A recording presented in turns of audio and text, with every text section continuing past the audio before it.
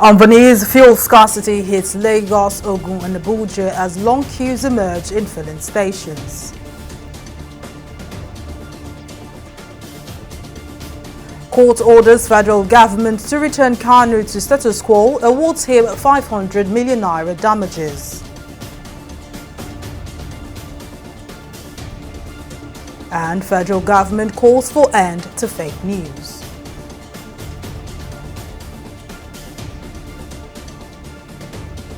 It's good to have you join us on News Now. I am Mary Kanu. Long queues have emerged in filling stations across Lagos State as residents panic over petrol scarcity in some parts of the country. On Wednesday, TV360 Nigeria moved around some areas in the commercial city and observed queues comprising private and commercial vehicles at filling stations. Buyers lamented that the scarcity has affected their daily activities as they have to spend more time than usual queuing to get the product. Although most of the buyers say the scarcity has not affected the price of the commodity, others complain that there has been a price hike in some parts of the state, especially in the black market. The reason for the queue is because of the flood. I think the flood, our government, they are not straightforward. They are not straightforward. They are not giving us the accurate answer to all this thing. They are just telling us that they have enough reserve. So which we don't know as a civilian or the people around don't know. It's only government that can tell us what is going on. But to me, I believe that the flood and everything, where they are bringing the fuel from, is cause of this thing. Been suffering this for a while now in Nigeria. I don't know the reason. During the Jonathan's, though it's like that, but it's not much like this. For a week now, even we queue more than 1 hour, 2 hours before it get fuel. So it's quite unfair. I don't know what is happening. In Lagos, I don't see any reason. That's the truth. Because some said probably the flood or something, but we are not experiencing it in Lagos yet. That is the dam release in Cameroon or something. But I think, sometimes panic purchase and the fact that we've been experiencing epileptic power supply in the last 2 weeks or thereabout. So these people, they want to be like, okay, if there is no power supply, you need to get fuel. If you can see, I have a jerry can at the back of my car. So as you are fueling your car, you want to buy for power supply as well. So if there is no power supply and you can't get fuel, then I don't think it's worth it. But really, my anger is that nobody is explaining anything. Well, I would not lie, it hasn't been so good. I had fuel over the weekend, but trying to get between yesterday and today has been crazy. I almost spent 3 hours yesterday, but thanks to some people I was able to cut some queues and it was wrong. But the first scarcity, I don't know why there's scarcity, but it hasn't been fair. The queues are too long and it's just time wasting. If the fuel prices go up, obviously it will affect, because fuel is something that affects everything from food, transportation, even down to housing. So if the price goes up above what we normally buy, yes, the fair prices will increase definitely, and it's just the back-end consumers that will feel the cost of it. Well, to speak more on this development, the National Operations Controller, the Independent Petroleum Marketers Association of Nigeria, Mike Osatuyi, joins me now on the news. Thank you very much for joining me.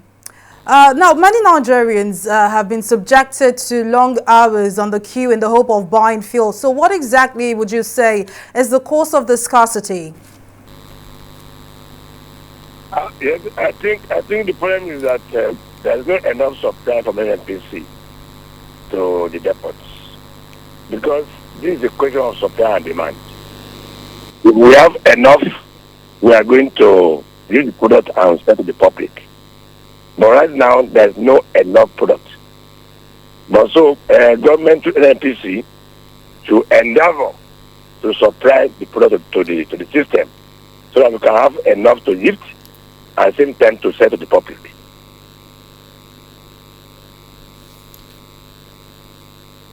All right. Now, you are saying that the product is not enough to go around, but the Nigerian National Petroleum Company Limited recently said there is enough fuel to go around. So why then do we keep seeing a reoccurrence? the truth of the matter is that if there's enough fuel to go around, there won't be there won't be queue in the stations. And that's at least I think we have from the in the last 2 months. So why is it coming now? It means there's something wrong with the system. There's a break in the chain. They should supply products to the depots. Depots are empty. So they should also we should tell ourselves the truth. If we have the product in the depot to buy, we are going to sell. And apart from that, the price in depot is even expensive. Well, all right. IPMA National Operations Controller Mike Osati, thank you very much for your time and your contribution. Moving on now to other stories. The Federal High Court in Umuahia, Abia State, has ordered the federal government to return Nnamdi Kanu, leader of the indigenous people of Biafra, IPOB, to Kenya. The court also ordered the government to pay Kanu 500 million naira as damages for his illegal abduction and violation of his fundamental human rights. In the suit filed through his counsel, Aloy Ejimako, Kanu had challenged his extradition from Kenya by the agents of the federal government, alleging that he was kidnapped from Kenya and brought back to Nigeria to stand trial. Ejimako argued that the federal government should be required to show the legal document or authority that served as the foundation for his abduction or extraordinary rendition. And the federal government has urged Nigerians to keep faith with the nation's security forces, who are leaving nothing to chance to secure and protect the citizens and other foreign nationals living in the country. The Minister of Information and Culture, Lai Mohammed, made the appeal in Abuja at a ministerial session as part of the ongoing UNESCO Global Media and Information Literacy Week. Mohammed assured that the military and other security forces have been very proactive in tackling security issues and remain determined against forces that disrupt the nation's peace, security, and stability. The recognition of the dangers that disinformation poses to our national well-being as we strive to nurture our democracy leads us as an administration to dedicate the National Council on Information in 2017 to the issues of disinformation and hate speech. We followed that up with the launch of the National Campaign Against Fake News in 2018. While we have not succeeded in ending the flow of disinformation, we have made progress sensitizing Nigerians to the dangers it poses and how to curb it. Our societal reorientation should focus more on self-regulation. Let us know what we need to do online, and let us know that we are responsible. Whatever you release that is disinformation or fake news, don't look at only the personality you are tarnishing. Look at its effect on your country, your continent, and also globally. The teacher has a job to disseminate information. And so the information coming from the teacher is very important. The teacher has to encourage and teach students on how media influences behavior, and teach the students how to be wise in consuming information from the media, how to manage information, and be responsible producers of ideas, which is very important today in the global village.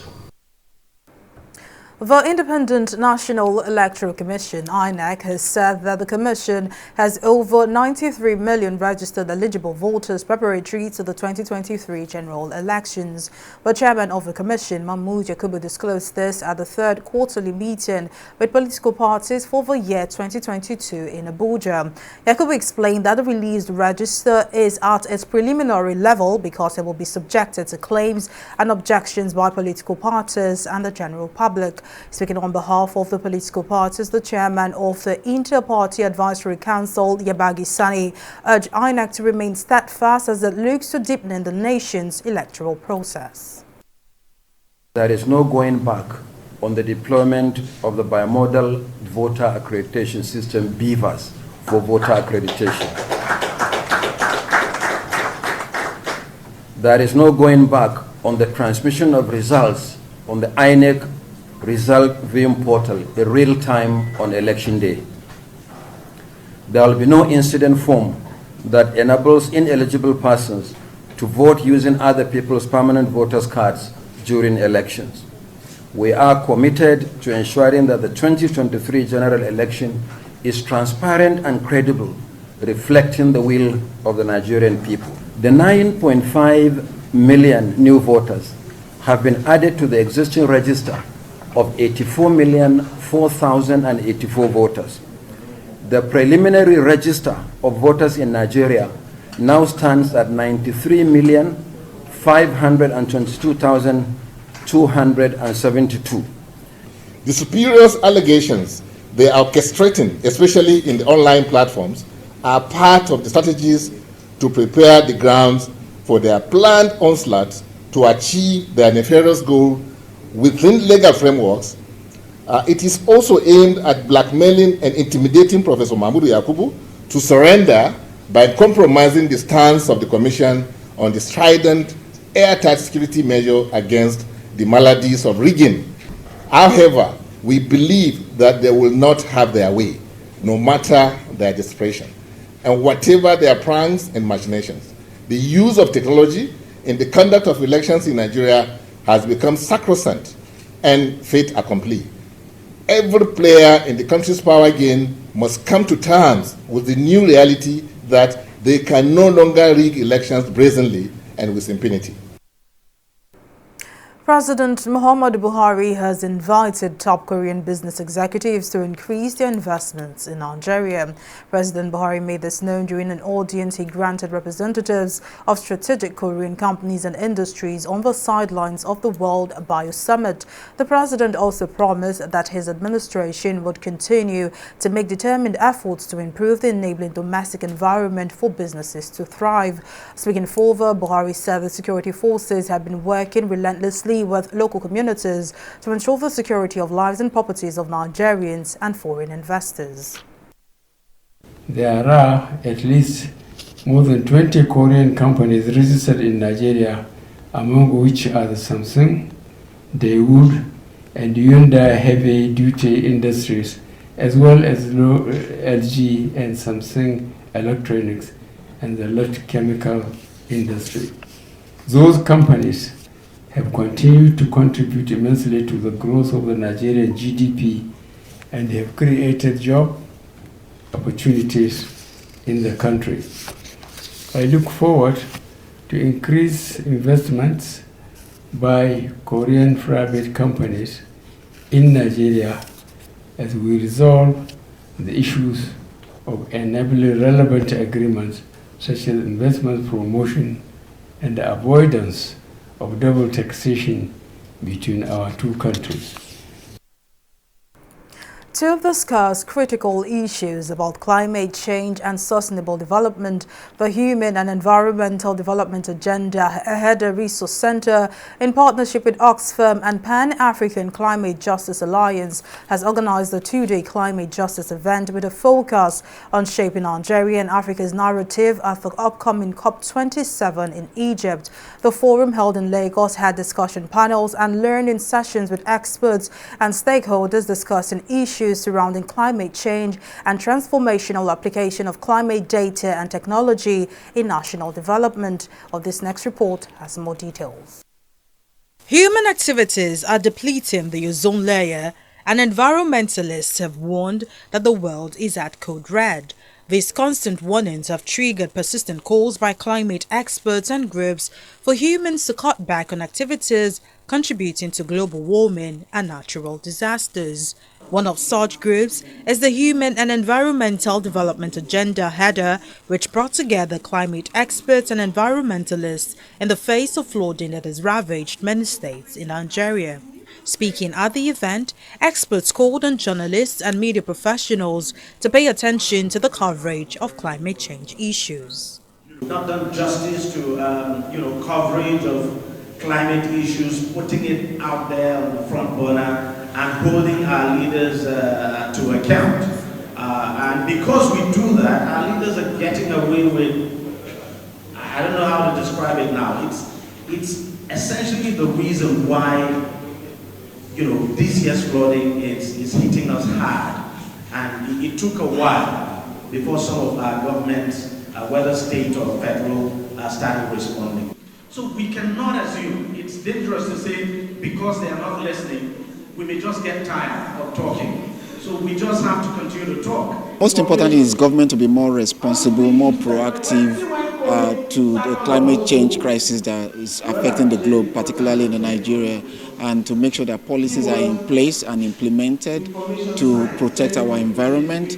Africa produces less than 4% of greenhouse gas emissions, but bears the brunt, and with the 2022 United Nations Climate Change Conference fast approaching, experts say the recent flooding gives Nigeria an opportunity to present facts before developed nations and seek climate justice. Perhaps we think that those who are going through flooding are the only ones who are experiencing climate. The reality is that all of us are affected and impacted in some way. The cost of food has gone up and is going to go further up. To those who have lost their life because of this flooding, where is the social justice? Their rights have been violated permanently. To those who have lost their homes, to those who are going to suffer from the health implication of what we are saying, where is the justice? There are a lot of narrative we need to start changing, in the sense that African Union have a lot of work to do. ECOWAS, the West African part, the ECA have a lot of work to do. So for me, I just felt that negotiating a position for Africa need to increase more. We need to negotiate with substance. We need to start looking at what are the investment opportunities that is there for us with our resources, that when these people comes in, they can be able to see the value we are providing as well. Other experts at the event also called on citizens to depoliticize conversations and focus on restoring the earth. Nnamdi Kanu, TV360, Nigeria. Well, we'll take a break here, but still to come, Central Bank of Nigeria redesigns 200, 500 and 1,000 naira notes. Details of this story and more right after this break.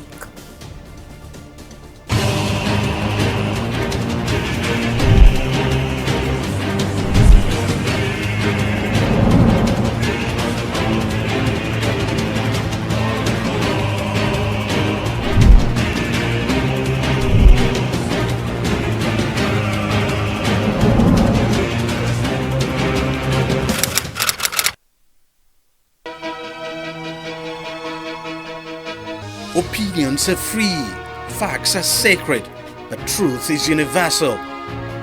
How, in practical terms, can we, for instance, de-escalate the tension? President must see himself as the President of the Federal Republic. We know where the enemy is. 3 places. The Lake Chad Basin, the border area between Nigeria and Cameroon, and then the Sambisa Forest. On TV360, we give you a complete dose of everything. Opinion, facts and undiluted truth. I hardly believe what politicians say in this part of the world. A new Nigeria is possible, a future is possible. We delve into the issues, dissect it so that you can understand it, use it to take action. I don't think there's any need for any governor to look for grant for ranching. TV360, dissecting the issues. Welcome back. Now here is a recap of some of our top stories tonight. Long queues have emerged in filling stations across Lagos State as residents panic over petrol scarcity in some parts of the country. Buyers lamented that the scarcity has affected their daily activities as they have to spend more time than usual queuing to get the product. Although most of the buyers say the scarcity has not affected the price of the commodity, others complained that there has been a price hike in some parts of the state, especially in the black market. We also told you that the Federal High Court in Umuahia, Abia State, has ordered the federal government to return Nnamdi Kanu, leader of the indigenous people of Biafra, IPOB, to Kenya. The court also ordered the government to pay Kanu 500 million naira as damages for his illegal abduction and violation of his fundamental human rights. Well, in case you missed any of our news bulletin or for more updates, do log on to our website on www.tv360nigeria.com. You can also follow us on our social media platforms on Twitter, Instagram and YouTube at TV360 Nigeria. On Facebook, we are at TV360 Online.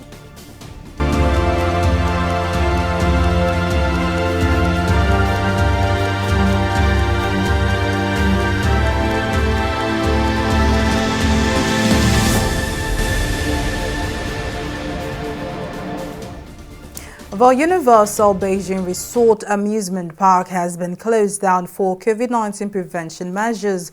Also, the cities of Wuhan and Guangzhou locked down some districts as cases creep higher in China despite its tough antivirus policy.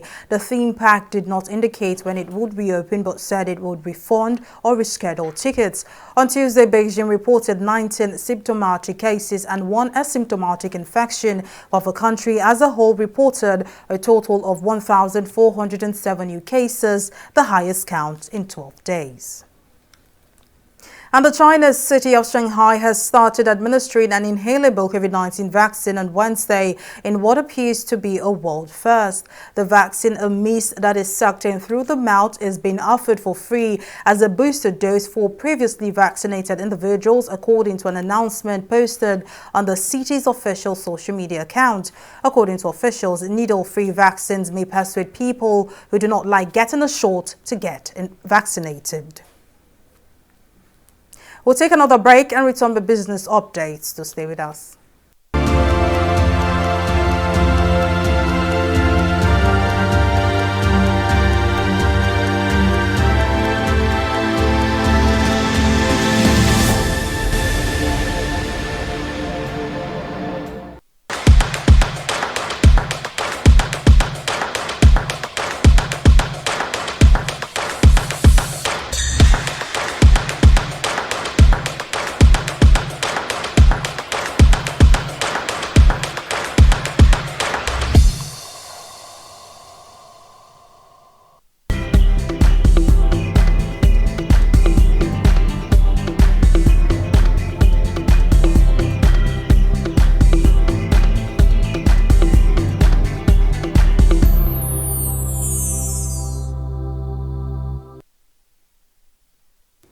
Welcome back. Simisola Adigu now joins us with the latest business updates. Simisola. Thank you very much, Mary. Welcome to Business News. The Central Bank of Nigeria, CBN, says it will start circulating newly redesigned 200 Naira, 500 Naira and 1,000 Naira notes from December 15, 2022. Governor of the CBN, Godwin Emefiele, disclosed this on Wednesday during a special briefing. He said the Naira notes were redesigned following approval by the federal government.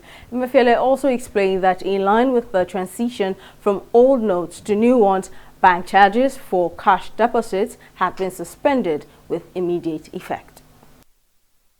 In recent years, the CBN has recorded significantly higher rates of counterfeiting, especially at the higher denominations of 500 and 1,000 Naira notes, banknotes. Although global best practice is for central banks to redesign, produce and circulate new local legal tender every 5 to 8 years, our existing series of banknotes, the Naira, has not been redesigned in the last 20 years. The bank remains resolutely determined to achieve the objective of its mandate as enshrined in Section 2B of the CBN Act of 2007 to ensure a strong and effective legal tender. It is therefore no longer tenable to continue with business as usual, especially given the continually evolving circumstances that could impeach the optimal performance of our Naira. Furthermore, we believe that the redesign of the currency will help deepen our drive to entrench cashless economy, as it will be complemented by increased minting of our e-Naira. This will further rein in the currency outside the banking system into the banking system, thereby making monetary policy more efficacious. Also, in view of the prevailing level of security situation in the country, the CBN is convinced that the incidence of terrorism and kidnapping will be minimized as access to large volume of money outside the banking system used as source of funds for ransom payments will begin to dry up. Well, we'll go on a short break here and be back with Stock Market Report.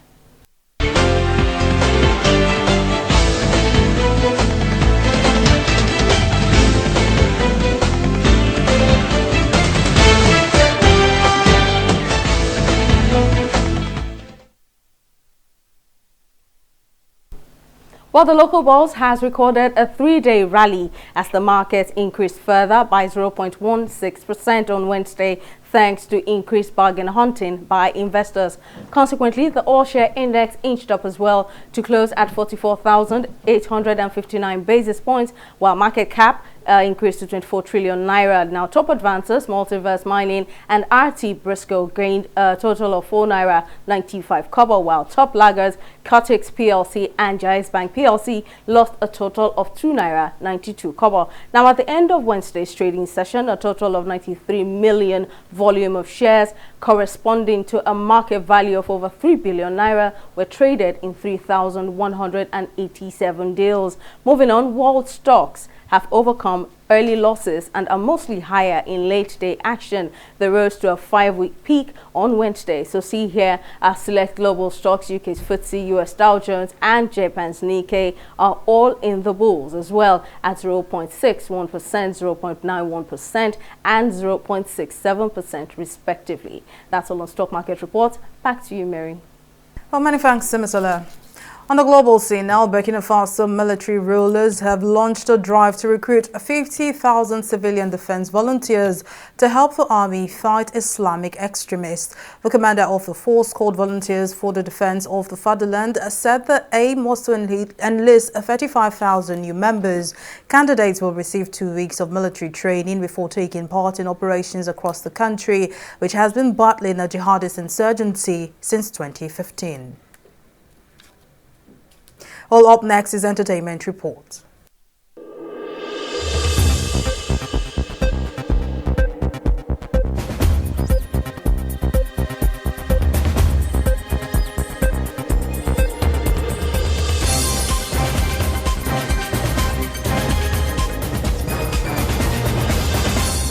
The lawyers representing street pop act Mohbad have served a letter of notice of termination on Naira Marley's Malian Records following disagreement between the artist and the record label, to which he has been signed since 2019.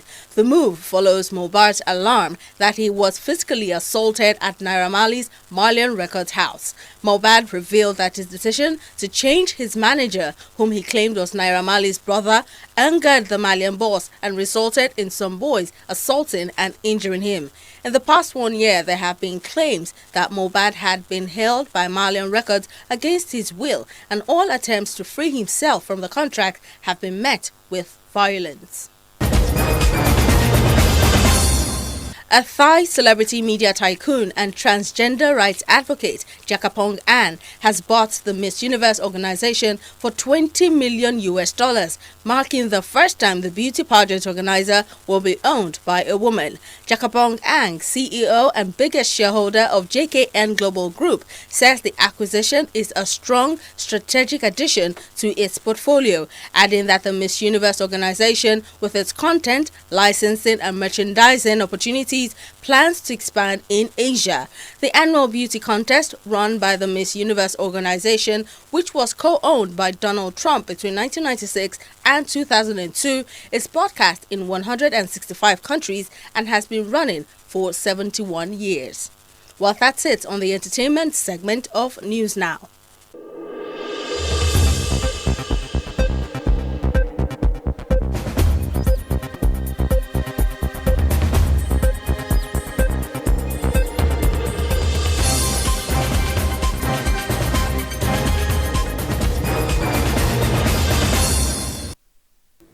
And now in sports, Colombia beat Nigeria via penalties to Silvia Sport in the final of the 2022 FIFA Under-17 Women's World Cup in India.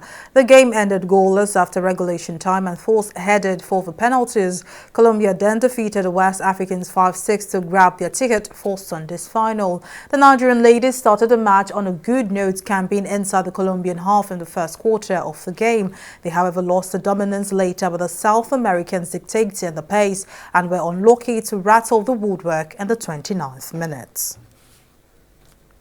Well, that's the size of a news bulletin this evening. Many thanks for staying with us. I am Mary Kanu.